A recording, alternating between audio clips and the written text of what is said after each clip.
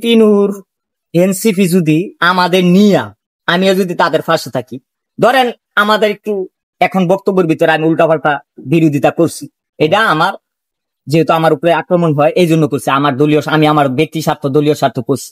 কিন্তু আমার এ নিয়ে যদি তারা মব সন্ত্রাসের বিরুদ্ধে 3 গ্রুপ মিলা যদি একটা মব সন্ত্রাসের বিরুদ্ধে তারাও যদি মব সন্ত্রাস ছাইড়া দেয়, তো নির্বাচনটা তাড়াতাড়ি হবো। মব সন্ত্রাসের দরকার নাই। তুমি বিপিনুর, তুমি এনসিপি, তোমরা বড় একটা দল, বৃহৎ শক্তি, তোমরা ক্ষমতায় এবার যাইতে চাও, আমি তো এবার যাইতে চাই না, আমার দল নিবন্ধন করো। আমি বলছি তোমরা যদি এই মব সন্ত্রাস না ছাড়ো তাহলে তোমরা তো হারাই যাইবা গা।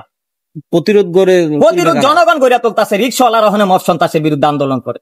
রিক্সাওয়ালারা এই যে যখন এই বিশ্ববিদ্যালয় প্রেস ক্লাবে থেকে আপনি দেখছেন সাংবাদিক সাহেব, আমি এই রিক্সাওয়ালা গুলো যখন মিছিল করছি লক্ষ লক্ষ লোক বাইরে হয়েছে, এই ছাত্র জনতার কিছু হলে জ্বলবে আগুন ঘরে ঘরে, রিক্সাটা মিছিল করছি না আমি খাইরুল, তখন তো দমে গেছিল বিশ্ববিদ্যালয় প্রথম আমি এই খাইরুল এদিক দিয়ে মিছিল করছি পুরা, এদিক দিয়ে ঘুরা পল্টন দা ঘুরা মুড়া আইতাম, আমি তো বিএনপি করি না, তাহলে আমার বিরুদ্ধে কেন অবস্থা?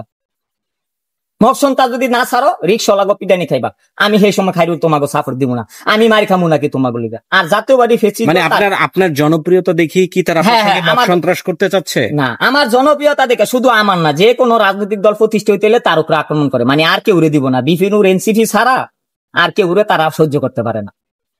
এটা একটা অনৈতিক ব্যাপার। আরে বেটা দল 100 থাকবো, তোরা ক্ষমতায় যাবি যা, আমার লগে তোকে পায়ে ফাড়া লাভ কি?